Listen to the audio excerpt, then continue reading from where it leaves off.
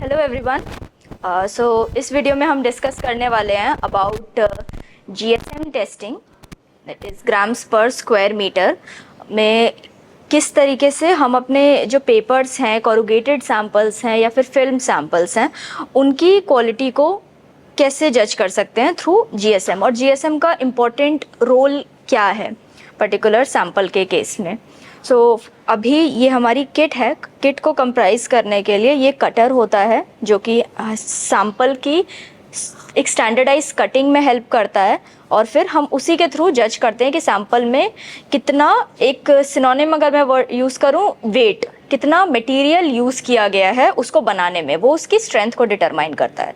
तो ये एक कटर है, इसके नीचे एक रबर पैड होता है और एक वेइंग बैलेंस आप ले सकते हैं कैलकुलेशन करने के लिए। सो ये हमारा कटर है, जीएसएम कटर। इसकी लैच की को अगर मैं अभी ओपन करती हूँ, इसमें हम देख पाएंगे इसके ब्लेड्स। ये शार्प ब्लेड्स हैं, एंड ये जो सर्कुलर डायामीटर है इसका 112.5 mm का है, और ये 100 सेंटीमीटर स्क्वायर का एक स्टैंडर्डाइज स्पेसिमेन कट करता है। 100 सेंटीमीटर स्क्वायर ही क्यों?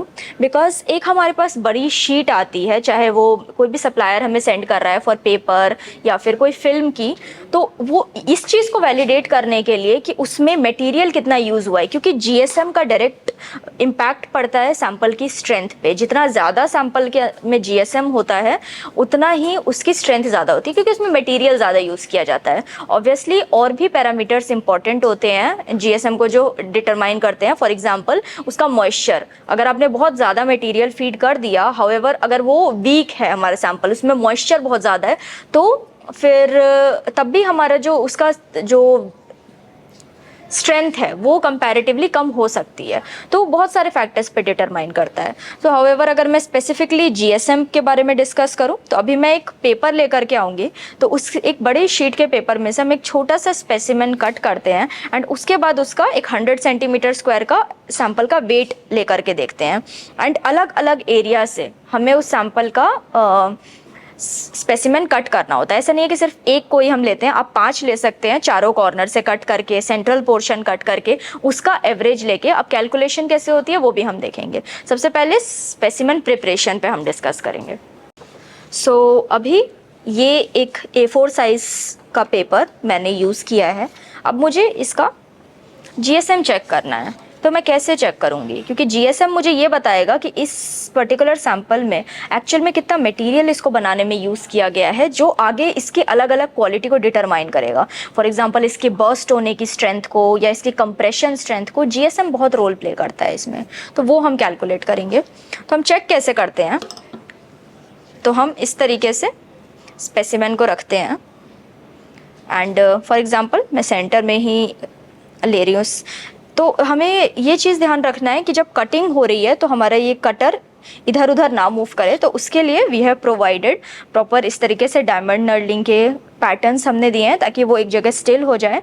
कटर्स का भी इम्पॉर्टेंट होता है कि जो ब्लेड्स है वो शार्प हों, एंड इसमें एक बहुत अच्छी फैसिलिटी ये प्रोवाइडेड है कि यहाँ पर हमारा एक कटर फिक्स्ड है, तो ये एक कटर ही सारे सैंपल्स को कट करने के लिए यूज़ किया जाता है। बाकी के 3 कटर्स आपके उस पॉइंट ऑफ टाइम पे सेव्ड रहते हैं, जो कि आपके जो लॉन्गिविटी है ब्लेड्स की वो ज़्यादा इंक्रीज़ करते हैं।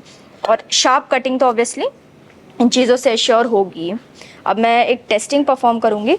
सिंपल, मैं प्रेस करूँगी सैंपल को और 90 डिग्री क्लॉकवाइज इसको रोटेट करूँगी। कंप्रेस करके 90 डिग्री क्लॉकवाइज हम मूव करेंगे, एंड हमें एक स्पेसिमेन मिल जाएगा। आप देख सकते हैं कि कितना प्रिसाइज हमें 100 सेंटीमीटर स्क्वायर का एक स्पेसिमेन यहाँ पर मिल गया। तो इस तरीके से अब हमें एक यही होता है। फॉर एग्जांपल कुछ कस्टमर्स जो हैं वो प्रेफर करते हैं स्क्वायर जीएसएम कटर के स्क्वायर स्पेसिमेन जीएसएम कटिंग के लिए। उसका भी जो डायमेंशन होता है वो 100 सेंटीमीटर स्क्वायर ही होता है, तो रीडिंग वही आती है। बट इन सम केसेस वो डिफरेंस एज पर स्टैंडर्ड कि क्या यूज़ करना है वो कस्टमर पर डिपेंड करता है। ये फिलहाल हमने अभी 100 सेंटीमीटर स्क्वायर का सर्कुलर स्पेसिमेन प्रिपेयर किया है 112.5 mm का।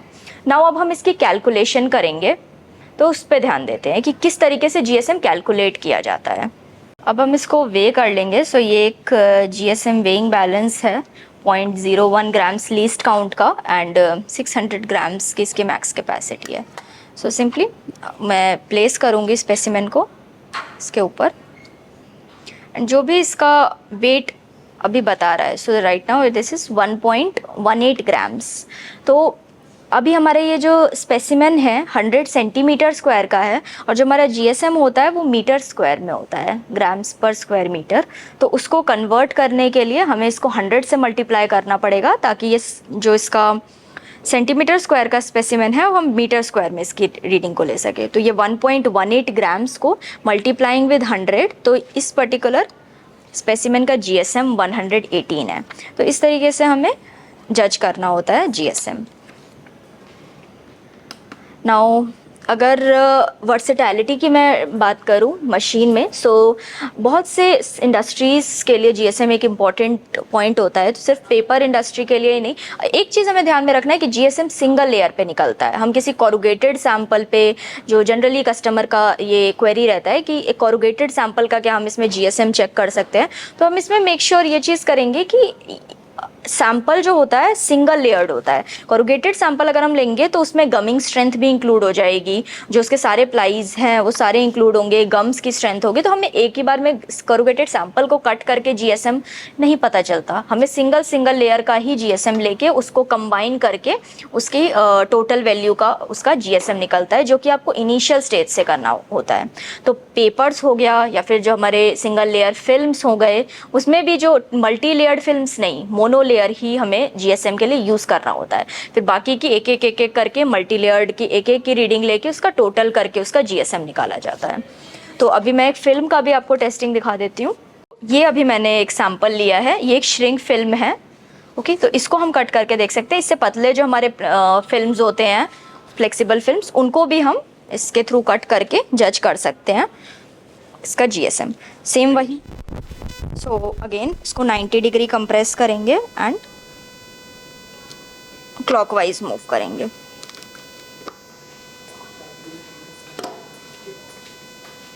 सो ये हमारा स्पेसिमेन कट हो के आया है अगेन इसमें 100 सेंटीमीटर स्क्वायर का।